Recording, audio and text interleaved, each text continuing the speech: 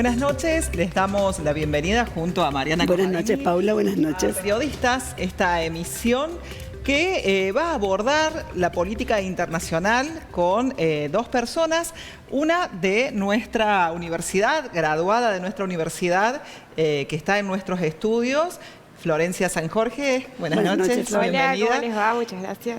Y a través del Zoom, el periodista Mariano Sarabia, que es especialista en política internacional, bueno, un colega y un ex compañero de la Facultad de Comunicación hoy. Mariano, un gusto, un placer tenerte a través del Zoom en Periodistas. Hola Mariana y hola Paula, ¿cómo andan? Un abrazo Buenas para noches. ustedes. Bueno, la primera pregunta sería, Mariano, desde tu reflexión y tu análisis, ¿por qué gana Donald Trump en Estados Unidos?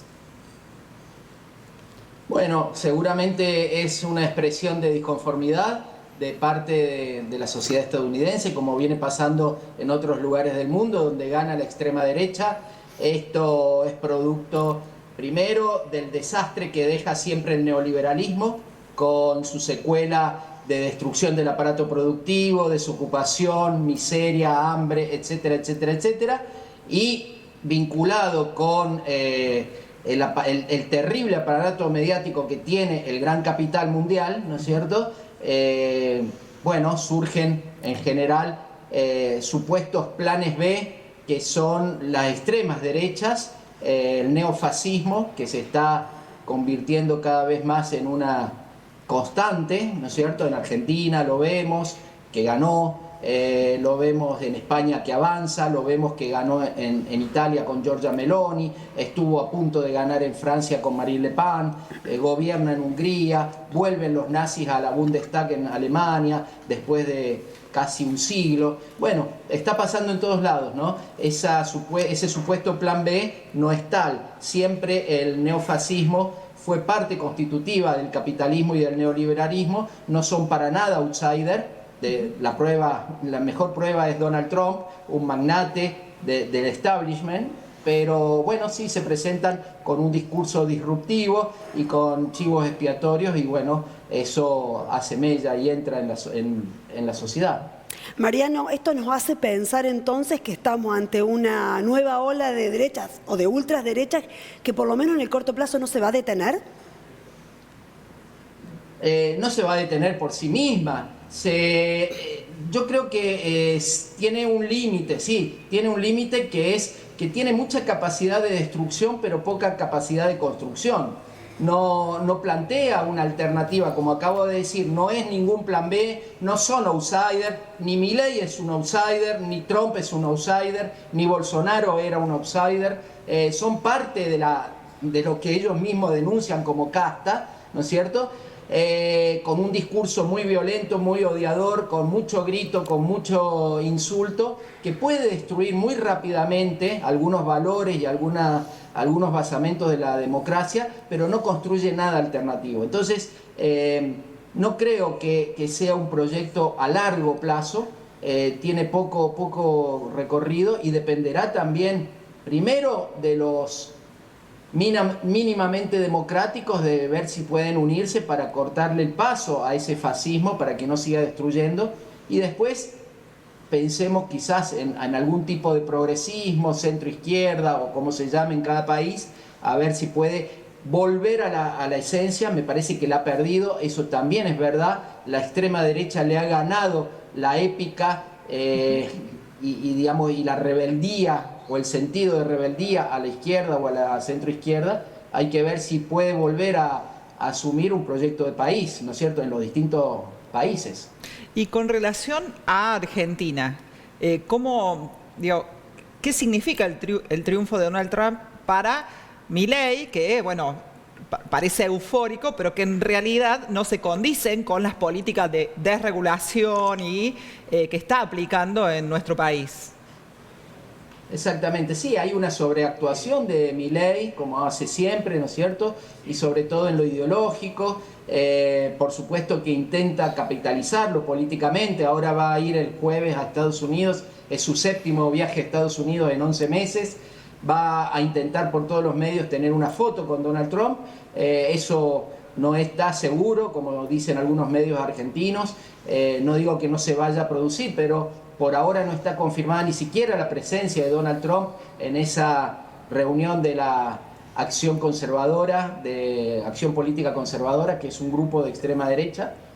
Bueno, pero como decís vos, más allá de lo ideológico, de ver comunistas por todos lados y de un macartismo ayornado, yendo a los bifes, son muy distintos, sobre todo en política económica. Mientras Milei levanta la bandera de la libertad absoluta y la desregulación total, la apertura de la economía, lo cual destruye el aparato productivo, Donald Trump es todo lo contrario, es un productivista, es un proteccionista, dijo que va a aumentar los impuestos a las importaciones y va a bajar los impuestos a las empresas que produzcan en Estados Unidos. Y no solamente lo dijo ahora en campaña, sino que lo hizo cuando fue presidente.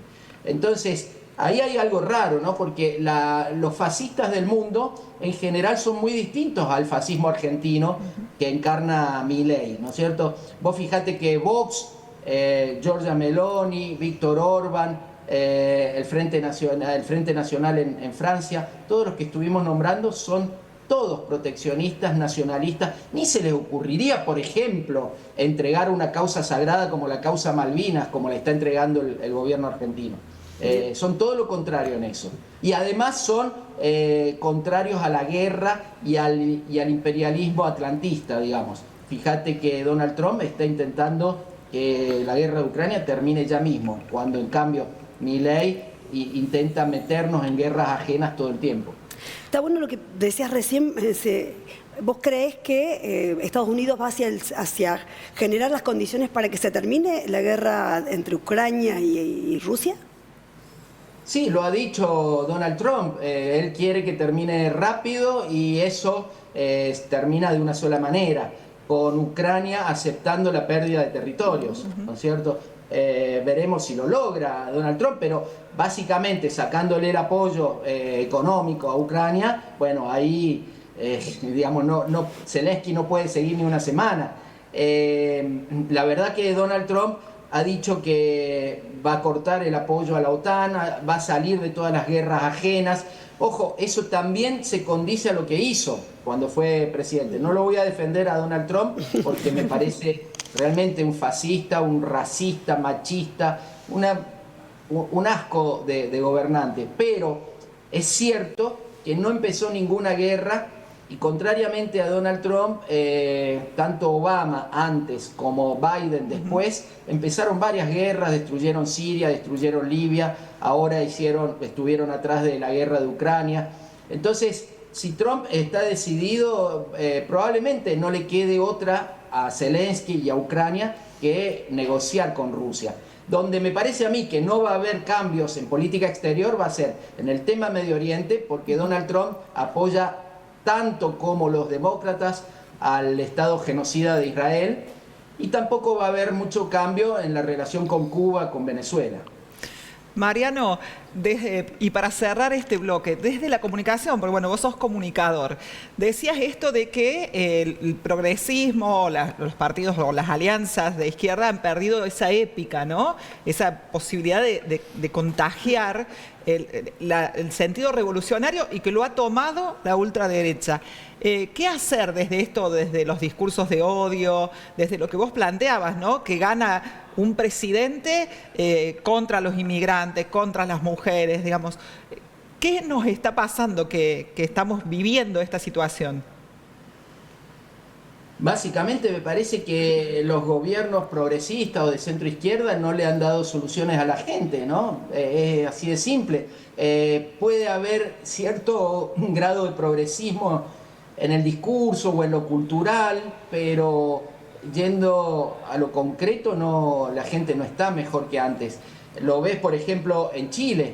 El gobierno de Boric no ha cambiado cosas muy de fondo. Lo ves en los gobiernos del Frente Amplio en Uruguay. No quiero caer en decir algo que siempre critiqué, eso de que son todos igual. No son todos igual. Por supuesto que prefiero el Frente Amplio antes que el neoliberalismo del Partido Blanco o del Partido Colorado. Pero es verdad que ni siquiera Pepe Mujica cambió cosas muy de fondo en Uruguay. Lo mismo podríamos decir, o algo parecido, en otros países. En Argentina, en Brasil, con Lula. Sí, quizás hubo la consecución de muchos derechos nuevos y mejoras económicas, pero tampoco hubo un cambio de conciencia. Entonces, poniéndole dinero en el bolsillo a la clase trabajadora, esa clase trabajadora terminó votando como burgueses, como clase burguesa. Hay que trabajar mucho más la política. Me parece que, hablo de Latinoamérica o de Sudamérica, que es lo que más conozco, en un momento se recuperó la mística, la militancia, etcétera, pero faltó formación. Y sin formación y sin discutir cosas de fondo, me parece que está visto los límites de estos procesos. Por ejemplo, para no hacerlo muy largo, Argentina hoy vota en la ONU contra de los pueblos originarios, pero el gobernante anterior, el presidente anterior, supuestamente progresista, nacional y popular, también dijo que todos los argentinos bajábamos de los barcos, descendíamos de los barcos, ninguneando a nuestros pueblos originarios. ¿Cómo puede ser que tuvimos un proceso político de 12 años, progresista supuestamente, y nunca se discutió una reforma de la Constitución o la necesidad de que este Estado también sea un Estado plurinacional? Está claro. Se hizo Memoria Verde y Justicia con el genocidio de los años 70, pero no se dijo ni una palabra de los otros genocidios contra los pueblos originarios. Entonces, es un ejemplo nada más lo de los pueblos originarios. Podríamos hablar del extractivismo, del medio ambiente, de un montón de otras cosas, de los feminismos, ¿no? Entonces, me parece que hay que barajar y dar de nuevo y que la izquierda, centroizquierda o procesos nacionales y populares empiecen a escuchar y a ser más populares de verdad y menos paternalistas desde arriba para abajo. Mariano, un placer, muchísimas gracias por tu tiempo y también, digamos, por reflexionar junto con nosotros aquí en Villa María acerca de lo que ha dejado la elección de Estados Unidos y también la situación de América Latina. Un placer, muchas gracias. Pausa. Dale, Paula, Mariana, un abrazo y a disposición cuando necesiten. Gracias, un abrazo. Pausa y volvemos.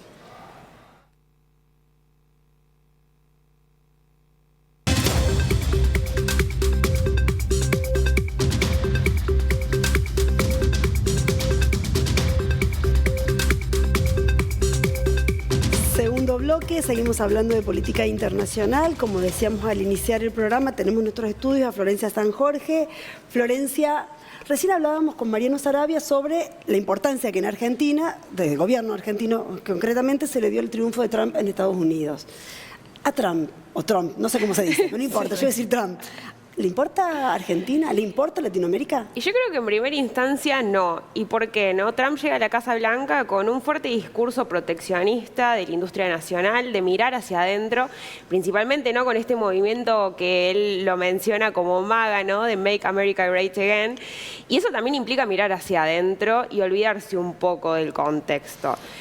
Obviamente no nos tenemos que olvidar que Estados Unidos en ese rol de superpotencia va a mirar el continente del cual pertenece, pero Trump en la política, o por lo menos en cómo está planteando lo que va a llevar a cabo, la realidad es que hoy va a mirar fuertemente hacia adentro de Estados Unidos e intentar solucionar muchos de los problemas internos que de alguna manera hoy lo volvieron a poner al poder. Y eso significa correr un poco a la vista, ¿no?, de también lo que está pasando en América Latina. Con relación puntualmente a uno de los temas a resolver, hizo hincapié en las fronteras, ¿no? Exactamente. Bueno, ahí hay como un tema central también, porque tiene una gran comunidad latina que pareciera que esos mismos latinos votaron para que no entren más latinos. Sí, de hecho ahí podemos ver un fenómeno, desde mi punto de vista, o bueno, desde la ciencia política, creo que es fenomenal, porque desde el momento en el que el latino entra a Estados Unidos y se convierte en ciudadano norteamericano, esa razón de ser, esa mentalidad va a transformarse y ya, digamos, deja un poco esas raíces latinas para empezar a formar parte de esa sociedad norteamericana, de cómo se piensa hacia adentro del Estado y también con los derechos que de alguna manera ya no se ve tanto como un migrante, sino como un ciudadano norteamericano. Y ahí se empieza a marcar una frontera. Y de hecho, ¿no? En momentos de crisis, el tema de la inmigración vuelve a calar hondo en Estados Unidos y lo podemos ver, ¿no? Como tema en estas elecciones. Y que también fue un recurso que utilizó Trump en el 2016, cuando también volvió al poder contra Hillary Clinton, ¿no? Con lo cual es de esperar que una de las primeras medidas que tome tengan que ver con, de alguna forma, poner un coto, un límite a esta Exactamente. situación. De hecho, se está mencionando entre nombres que pueden estar en su gabinete. Él todavía no comunicó quiénes van a formar parte, pero hay algunos indicios de que pueden volver algunas personas que impulsaron fuertemente, bueno, estas medidas de políticas contra inmigrantes, de la separación de las familias y demás. Entonces podemos ahí tener un indicio de lo que puede volver a pasar. Y con relación a esto de lo que te preguntaba inicialmente Mariana, a Estados Unidos, ¿le importa o no le importa a Argentina? Y si cierra precisamente para fortalecer su producción, ¿cuáles serían esas desventajas en las cuales va a caer nuestro país como, digamos, ese gran sueño que es poder venderle a Estados Unidos? Exactamente. Yo creo que en un principio, como mencionábamos, al gobierno argentino o a la administración de Milei le importa más Estados Unidos de lo que Estados Unidos nos mira a nosotros. Sí creo que a lo mejor puede haber un interés en términos ideológicos. En su momento, ¿no? Trump apoyaba a gobiernos como Bolsonaro y podemos ver que puede tener cierta afinidad ideológica con algunos gobiernos, ¿no? de derecha en América Latina. Sin embargo, en lo que respecta, o podemos pensar como en dos caras de la misma moneda. Por un lado, hay cierta tendencia a pensar que desde Argentina se va a propiciar cierto acercamiento en negociaciones multilaterales con, ¿no? lo que es la deuda con el FMI, que de hecho ahí Caputo y Milei tienen una deuda a saldar y ver cómo lo van a resolver. Pero por el otro lado, y pensando en esta política fuertemente proteccionista de Trump, podemos pensar en que la suba de los aranceles nos va a perjudicar y eso, digamos, va a tener una consecuencia directa en las importaciones de Argentina, ¿no? Entonces, digo, el beneficio no es tan directo como por ahí se suele pensar, simplemente por una afinidad ideológica, ¿no? Con lo cual vos ni soñar que el FMI diga, ay, pero Argentina, le prestemos, le perdonemos, vaya más. No, yo creo que no. No. Ni siquiera en cuestiones por ahí bilaterales, ¿no? Entre Argentina y Estados Unidos. Creo que si sucede es una excepción a la regla, no creo realmente que pase. Tampoco sucedió con Macri. Exactamente. Ahí tenemos un ejemplo claro. Que no hubo ese desactivar, digamos. Tal cual. Y de hecho tuvimos problemas, ¿no? De nuevo, es la situación muy similar con los aranceles y las importaciones, todo lo que pasó con los limones en su momento que salió. Bueno, yo creo que va a pasar algo similar con Argentina. ¿Nos seguirán ubicando entonces, sí, supongo, como estratégicamente en lo que tiene que ver con la extracción de nuestros recursos naturales? El litio, cereales. Sí, ¿no?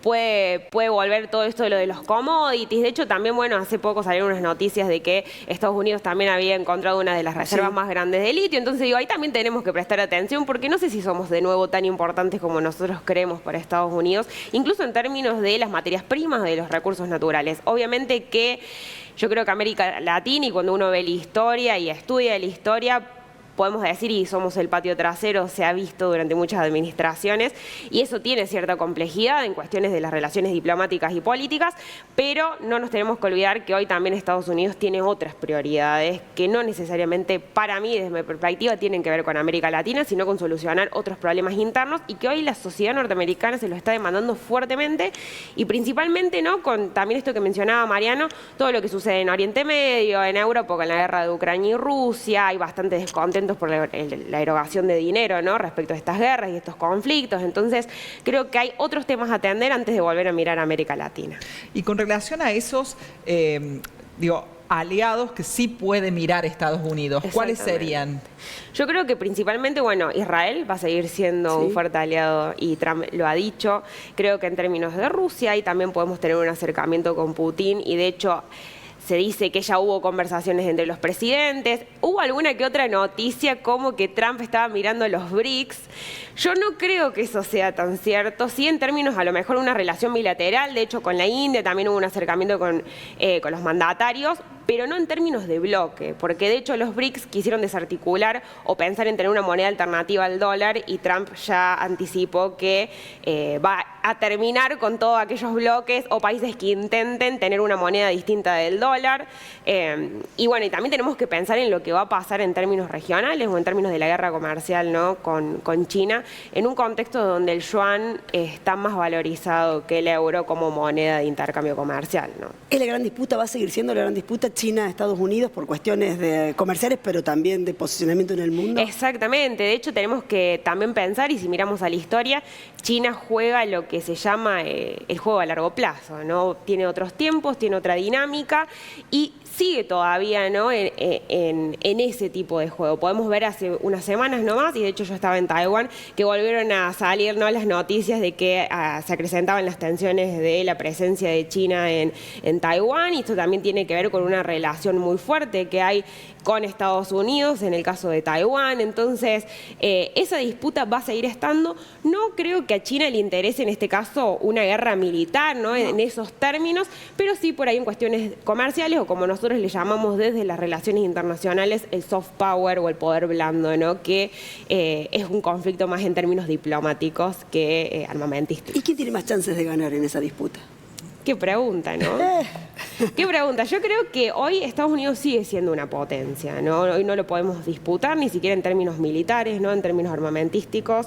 En lo que invierte Estados Unidos en el PBI, sí creo que hoy China, digamos, en su crecimiento económico, si uno ve y pudiéramos trazar dos líneas paralelas en crecimientos de Estados Unidos y China, China ha sido muy constante a lo largo del tiempo, Estados Unidos tiene más vaivenes, altos y bajos, lo cual también nos muestra el posicionamiento que puede llegar a tener China con el paso de los años, pero para mí todavía, y cito a muchos analistas, falta mucho para que China llegue, ¿no?, a ese nivel de Estados Unidos. Y con relación a los desafíos que vos nombraste algunos, bueno, sin dudas la inflación o sea, esos desafíos internos, ¿no? Sí.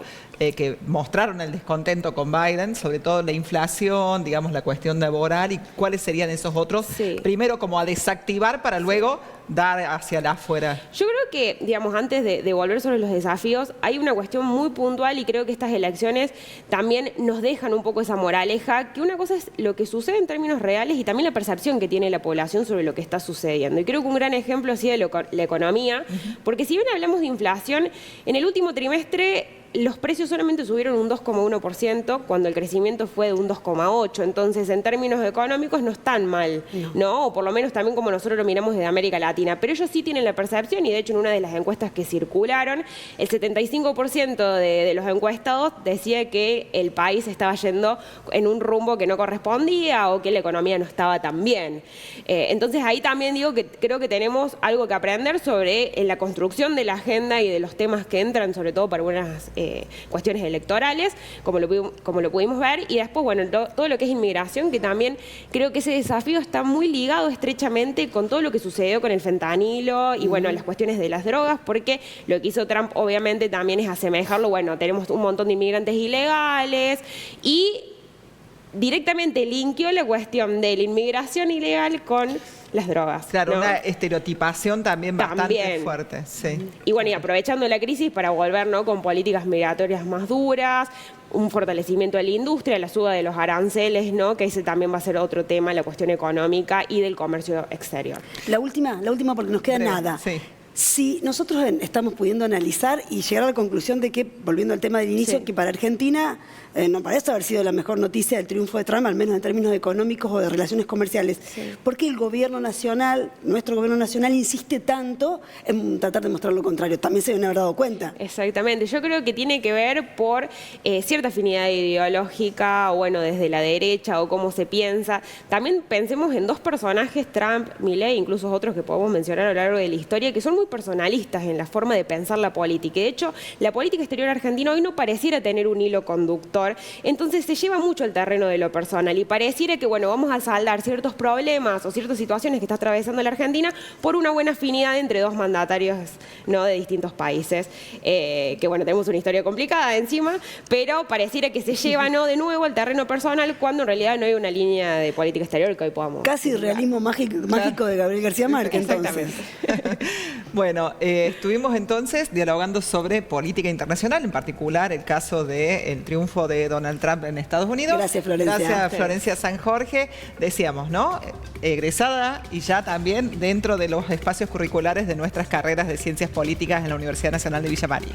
Pausa y volvemos.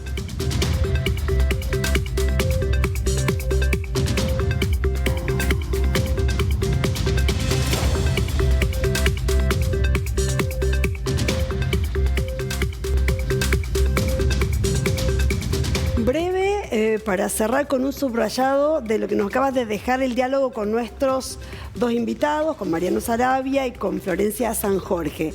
Seguro que a Estados Unidos, a Argentina le importa bastante menos de lo que el triunfo de Donald Trump ha significado en términos de, sobre todo, posicionamientos del gobierno nacional en relación a lo que sucedió en Estados Unidos el martes pasado. Y seguro también que buena parte de las primeras medidas que tome el nuevo presidente de Estados Unidos allá por enero, cuando llegue a la Casa Blanca, no van a ser todo lo beneficiosas ni para Argentina ni para América Latina en general. Hay mucho de ideológico, mucho de discursivo, poco de realidad. Con relación a esto también, en Argentina ya se publicó acerca de, digamos, una implementación o desregulación del correo argentino, por ejemplo, cosas que tienen toda la política contraria en lo que va a ser la gestión de Donald Trump, porque así él lo ha asegurado. Por lo tanto, queda la reflexión y queda abierto, sin duda, a lo que va a ocurrir en próximos días con la visita de Javier Milei, que decían que está buscando la foto con el ganador de Estados Unidos. Les agradecemos, como es habitual, que hayan estado del otro lado de la pantalla de UniTV, al equipo técnico por la puesta al aire, a los televidentes que también pueden recuperar este contenido los días jueves y domingos a la hora 21:30, a quienes nos acompañan en la indumentaria, Lilou, que tiene toda la colección para los egresos, por ejemplo, de fin de año, también a Erika Fecia y a Pia Forconi. Nos vemos la semana próxima. Gracias por acompañarnos. Buenas noches.